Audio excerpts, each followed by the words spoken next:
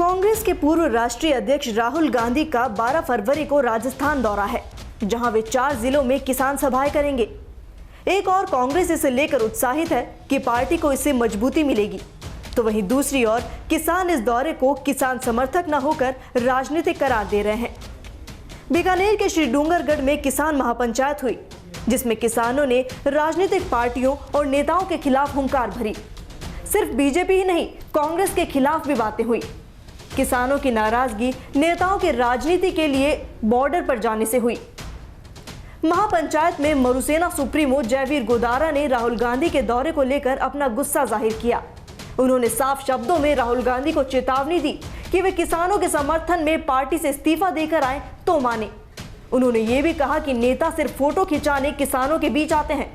उन्होंने कहा वे राहुल गांधी के सामने अकेले लड़ने जाएंगे और पुलिस के सामने अपना विरोध भी जताएंगे और राहुल गांधी को काले झंडे दिखाए जाएंगे। उन्होंने गरजते हुए कहा कि किसानों पर राजनीति नहीं होने देंगे। राजस्थान मरु प्रदेश है और किसानों का देश है। उन्होंने कहा पहले भी टोल को लेकर नरेश गोदारा ने आंदोलन किया, लेकिन कांग्रेस सरकार ने उन पर मुकदमा दर्ज किया। साबरमल ढाका पर भी मुकदमा दर्ज हुआ। उन्होंने कहा भारतमाला प्रोजेक्ट राजस्थान में चल रहा है और इसी हाईवे पर किसानों पर यह सरकार लाठीचार्ज करती है। उन्होंने मुख्यमंत्री गहलोत और राहुल गांधी को ललकारते हुए कहा कि अगर हिम्मत है तो किसानों पर दर्ज मुकदमे को वापस लेकर दिखाए। आप खुद सुनिए क्या कहा जयवीर गोदारा ने। और जो कांग्रेस की बात करते हैं 12 तारीख पे वो पप्पू आ रहा है, उससे जवाब मांगूंगा, पुलिस के सामने लड़ूंगा। सीआईडी के भाई हैं तो सुन लेना, पप्पू यहाँ पर राजनीति नहीं होने देंगे। तेरी माँ के अगर पैदा हुआ तो इस्तीफा देकर आ, तेरा सम्मान करेंगे। 12 तारीख को जाऊंगा, चाहे अकेला ही जाऊं। अगर किसानों पर 3-4 मुद्दे हैं, हमारे नरेश गोदारा ने टोल के ऊपर आंदोलन किया, इस सरकार ने उस पर मुकदमा दर्ज कर दिया। साबरमल ढाका यहाँ बैठा है, उस पर मुकदमा दर्ज कर दिया।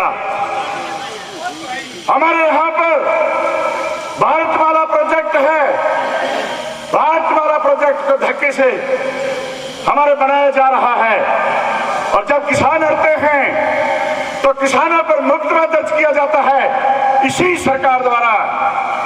और हमारे रतनगढ़ से लेकर सालासर और लोसन एक स्टेट हाईवे निकाला जा रहा है और उस स्टेट हाईवे पर कल पुलिस ने किसानों पर लाठीचार्ज किया। इसके बाद मैं सागासर गांव जाऊंगा और वहां भी चैलेंज करूंगा कि मुख्यमंत्री, अरे राहुल गांधी, तू ड्रामे मत कर। अगर तू किसान का हितैषी है तो हमारे मुकदमे वापिस ले।